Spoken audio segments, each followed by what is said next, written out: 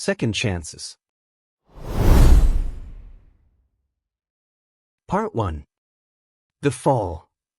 The skyscraper gleamed in the morning sunlight, its glass facade reflecting the busy streets of Chicago below. On the 42nd floor, Marcus Reid adjusted his custom Brioni suit before stepping into the executive conference room. As CEO of Horizon Investments, he commanded attention the moment he entered. "Morning, everyone," he said, his voice carrying the confidence of someone who had clawed his way to the top from nothing. The boardroom fell silent as he took his seat at the head of the table. Sarah Miller, his executive assistant, placed a steaming cup of coffee beside him, black, no sugar, exactly how he liked it. She moved efficiently, almost invisibly, having learned over 3 years that Marcus preferred competence to conversation. "The Westfield acquisition numbers," she whispered, sliding a folder in front of him. Marcus nodded without looking up. The quarterly meeting began, and Marcus led with his characteristic precision. His mind worked like a machine, processing information, making calculations, finding weaknesses in arguments before they were fully formed. "These projections are too conservative," he said, cutting off the CFO mid-sentence. "We need to be more aggressive if we want to hit our targets." "But Marcus, the risk assessment suggests," the CFO began. "The risk assessment is based on outdated models," Marcus interrupted. "I want these numbers recalculated by tomorrow." The meeting continued, with Marcus dictating rather than discussing. It was his way, the way that had turned a struggling investment firm into one of the most profitable in the Midwest. His methods weren't always appreciated, but they were effective. Later that evening, Marcus sat in his penthouse overlooking Lake Michigan. The city lights twinkled below him, but he barely noticed. He was reviewing acquisition documents on his tablet while his girlfriend, Jessica, a marketing executive he'd been dating for 8 months, scrolled through her phone across from him. "Marcus, are you listening?" Jessica's voice broke through his concentration. He looked up. "Sorry, what?" She sighed. "I asked if you remembered my sister's wedding is this weekend." "This weekend?" Marcus frowned. "I can't make it. The Westfield deal is closing, and I need to be available." "You promised," Jessica said, her voice tight with disappointment. "This is important to me." "So is a $300 million acquisition," he replied, already looking back at his tablet. "Some things can't be helped." Jessica stood up, her frustration palpable. "Nothing is ever more important than work with you, is it? My family doesn't even know you after 8 months together." Marcus looked up, irritation flashing in his eyes. "You knew who I was when we started dating. I didn't build Horizon by attending weekend weddings." "That's not the point, Marcus." "Then what is the point?" he asked, his tone growing cold. "The point is that relationships require presence. Not just physical presence, but emotional presence. And you're never really here, even when you're sitting right in front of me." Her words hung in the air between them, but Marcus had already mentally returned to the acquisition. Jessica gathered her purse and jacket. "I think we need some time apart," she said, her voice softer now. Marcus nodded, not really processing her words until after she'd left. Even then, he convinced himself it was for the best. Relationships were complications he didn't have time for right now. The next morning, Marcus noticed Sarah looked distracted as she handed him his schedule. "Everything all right?" he asked, more out of necessity than concern. An inefficient assistant would be a problem. "Yes, sir," she said quickly. "Just personal matters." "Keep them personal then," he replied curtly. Sarah nodded and returned to her desk outside his office. Marcus didn't notice the way her shoulders slumped or the redness around her eyes. 3 days later, the Westfield acquisition was complete. Marcus had pushed his team relentlessly, demanding late nights and early mornings. The deal would generate millions in profits and elevate Horizon's status even further. Marcus should have felt triumphant. Instead, he felt a strange emptiness as he sat alone in his office that evening. Jessica hadn't called. He told himself he didn't care. His phone rang. His sister, Claire. "Marcus, where are you?" she asked when he answered. "At the office." "Why?" "It's Mom's birthday dinner. The whole family is here waiting for you." Marcus closed his eyes. He'd completely forgotten. "I'm sorry, Claire. I had a major deal close today and it slipped my mind." He heard his sister's disappointed sigh. "She's turning 70, Marcus. We talked about this last week. I'll make it up to her. I'll take her to dinner somewhere nice, just the two of us." "That's what you said last year when you missed Thanksgiving," Claire replied. "You can't keep doing this. Family isn't something you schedule between business meetings." The call ended, and Marcus stared out at the darkening Chicago skyline. For the first time in years, he felt a crack in his carefully constructed world. Part 2. The Reckoning.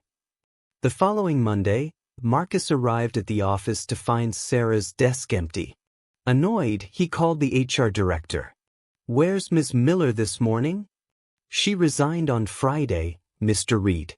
She left a letter for you." Marcus found the envelope on his desk.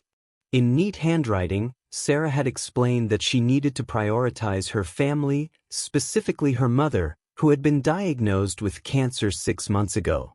"I've tried to balance my responsibilities here with my mother's care, but it's become impossible. She needs me now more than Horizon does." The words stirred something uncomfortable in Marcus. He recalled Sarah's distraction, the time she'd asked to leave early for appointments. He'd never bothered to ask what kind. That afternoon, Marcus received another blow. The board had convened an emergency meeting without him. When he demanded an explanation, the chairman handed him a file. "Employee satisfaction surveys," he explained. "Turnover at Horizon has reached 40%, twice the industry average. Exit interviews cite the same issues: unreasonable expectations, lack of work-life balance, and a culture of fear." "That's ridiculous," Marcus scoffed. "We're more profitable than ever." "For now," the chairman replied. "But we're bleeding talent, Marcus. And clients are starting to notice." "So what are you saying?" "We're saying you need to address this. Your leadership style may have gotten us here, but it won't take us further. The board is recommending you work with an executive coach." Marcus laughed. "A coach? To teach me how to coddle employees who can't handle the pace." "To teach you how to lead without burning bridges," the chairman corrected. "This isn't a suggestion, Marcus. It's a condition of your continued role as CEO." Marcus left the meeting furious. He drove home in a haze of anger, barely noticing the rain that had begun to fall. His phone rang, Claire again. He ignored it. The road was slick, and Marcus was driving too fast. He didn't see the car stopping at the intersection until it was too late. He slammed on his brakes, but his car hydroplaned, spinning out of control. The impact was violent. Metal crunched against metal, and Marcus felt a sharp pain in his chest before everything went black. He woke up in a hospital room, disoriented and in pain. A doctor informed him he had 3 broken ribs, a concussion, and a severely broken leg that would require extensive physical therapy. "You were lucky, Mr. Reid," the doctor said. "The airbags saved your life." Lucky wasn't how Marcus felt as he lay in the hospital bed, unable to move without pain shooting through his body. His phone had been destroyed in the crash, and he had no way to contact the office. To his surprise, no one from Horizon came to visit that first day. It was only Claire who appeared in the doorway that evening, her expression a mixture of relief and exasperation. "You could have died, Marcus," she said, sitting beside his bed. "I need you to contact my office," he replied, ignoring her concern. Tell them what happened and have someone bring me a laptop. Claire shook her head. The doctor says you need rest. No work for at least a week. That's not possible. The Westfield integration can wait, Claire interrupted firmly. Marcus, you nearly died today. Doesn't that mean anything to you? He fell silent, the painkillers making it difficult to argue. Mom's coming tomorrow, Claire added. She was terrified when I called her. Marcus closed his eyes. The thought of his mother seeing him like this was somehow worse than the physical pain.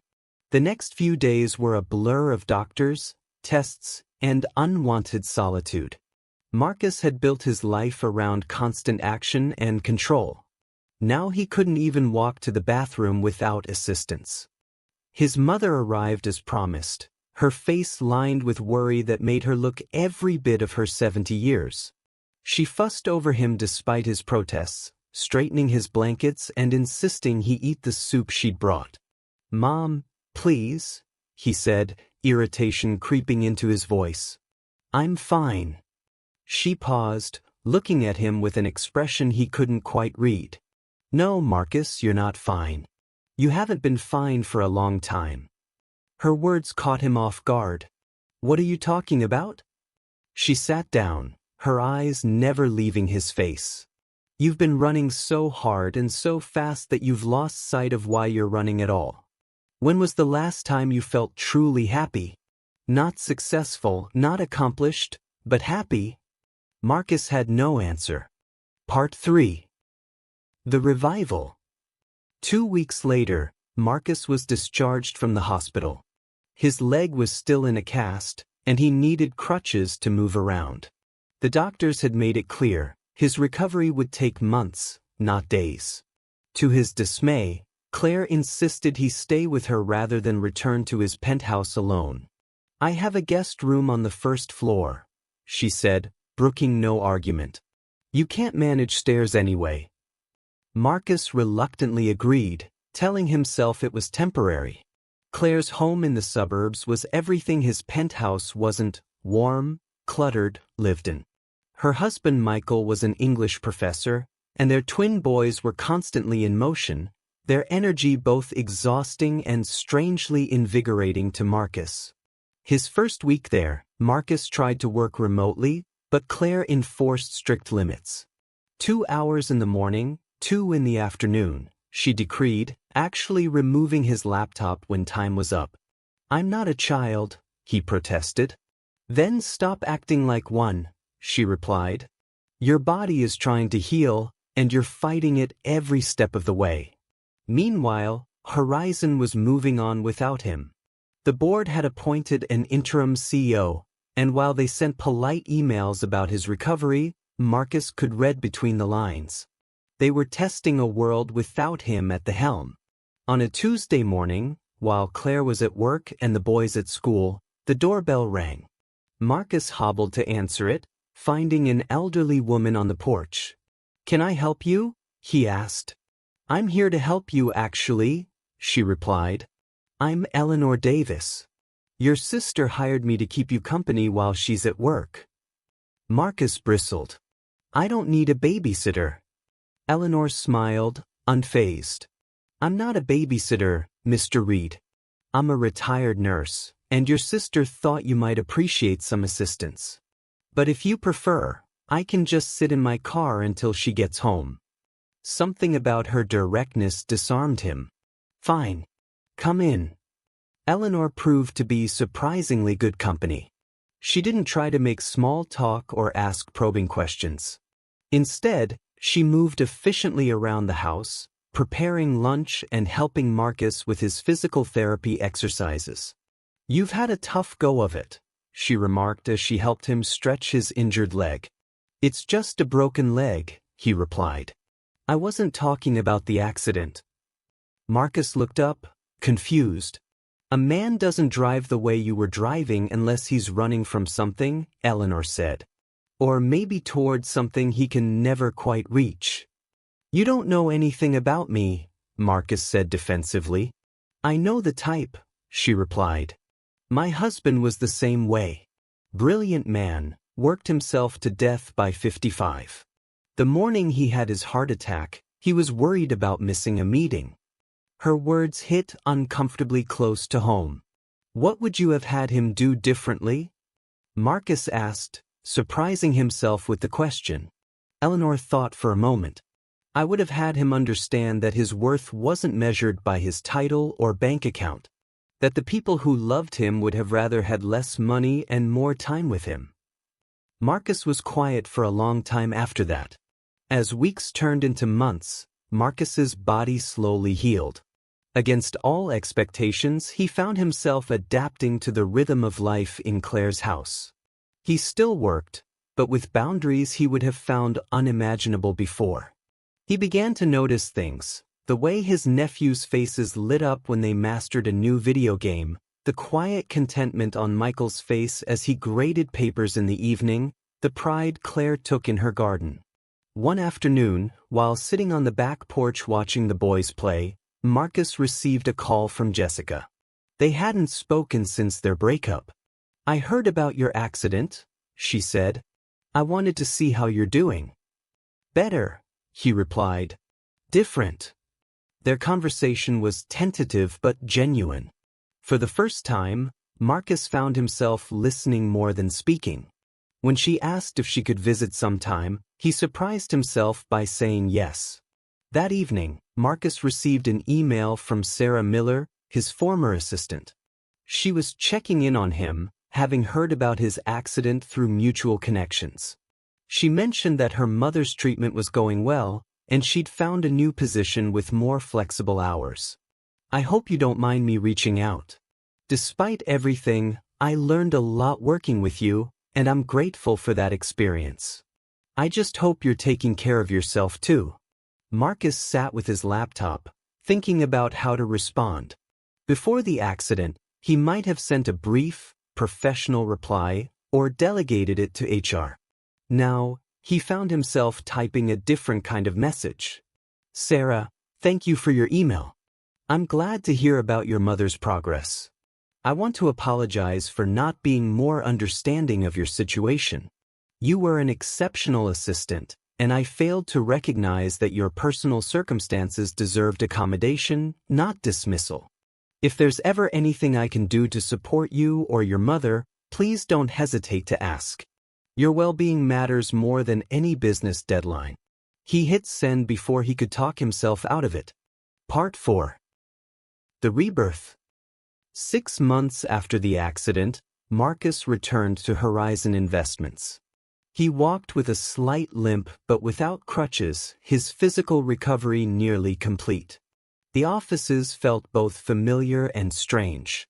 During his absence, changes had been made not just in personnel, but in culture. The interim CEO had instituted flexible working hours, remote work options, and mandatory vacation time. Marcus had expected to resent these changes. Instead, he found himself curious about their impact. His first meeting with the board was tense. They had expected him to demand his position back immediately. Instead, he proposed something different. I'd like to return in a transitional capacity, he said. Working alongside the interim CEO for 3 months before making any permanent decisions. The board members exchanged surprised glances. May I ask why? The chairman inquired. Because I recognize that my leadership style before the accident had limitations, Marcus replied. I built this company through force of will, but I also created problems that threatened its long-term success. I need to understand how those changes have affected our operations before determining the best path forward. It wasn't the answer they had expected, but they agreed to his proposal. In the weeks that followed, Marcus immersed himself in learning not just about the business metrics, but about the people who made Horizon function. He scheduled one-on-one conversations with department heads, asking questions he'd never bothered with before. What challenges is your team facing? What resources would make your job easier? If you could change one thing about how Horizon operates, what would it be? The answers were enlightening and often humbling. He reconnected with Jessica, their relationship evolving into something different than before, slower, more mindful, with room for both of their needs and aspirations. One Friday afternoon, Marcus left the office early to attend his nephew's baseball game. As he sat in the bleachers beside Claire, cheering as one of the twins hit a double, his phone buzzed with an email. It was from Sarah Miller. "Dear Marcus, I wanted to share some good news. My mother's latest scans came back clear. She's officially in remission. The flexibility of my new position allowed me to be there for every treatment, every doctor's appointment. I'll never forget the day you told me to keep personal matters personal. At the time, it felt cruel, but now I understand you simply didn't know better. I'm glad to hear you're doing well at Horizon. Change isn't easy, but it sounds like it's been worthwhile." Marcus smiled as he put his phone away, turning his attention back to the game. The old Marcus would have been checking emails throughout, mentally absent even while physically present. Now, he found himself fully engaged in the moment, understanding at last what Jessica had tried to tell him months ago. 3 months later, Marcus made his decision. He gathered the executive team and the board for an announcement. "After careful consideration, I've decided not to return as CEO," he said, his voice steady. "Instead, I'd like to propose a new role for myself, chairman of the board, focusing on long-term strategy while our current interim CEO continues the excellent operational leadership he's demonstrated." There was a murmur of surprise around the table. "Are you sure about this, Marcus?" the board chairman asked. "I've never been more certain of anything," Marcus replied. "Horizon needs balance, the drive for excellence that built this company, tempered with the humanity that will sustain it. I believe this structure gives us the best of both worlds." That evening, Marcus hosted a dinner at his home, not his penthouse, which he had sold, but a new house with a yard and a view of the lake. Around the table sat his mother, Claire, and her family, Jessica, and to everyone's surprise, Eleanor Davis, the retired nurse who had become an unexpected friend. As Marcus looked around at these people who had become the center of his life, he reflected on the journey of the past year. The accident had broken more than his body. It had shattered the walls he'd built around himself, walls that had kept out pain but also joy, connection, and meaning. "I'd like to make a toast," he said, raising his glass, "to second chances and the wisdom to recognize them when they come." The glasses clinked together in the warm light, and Marcus Reid, no longer defined solely by his title or achievements, felt something he hadn't experienced in years: the simple, profound contentment of being exactly where he was meant to be.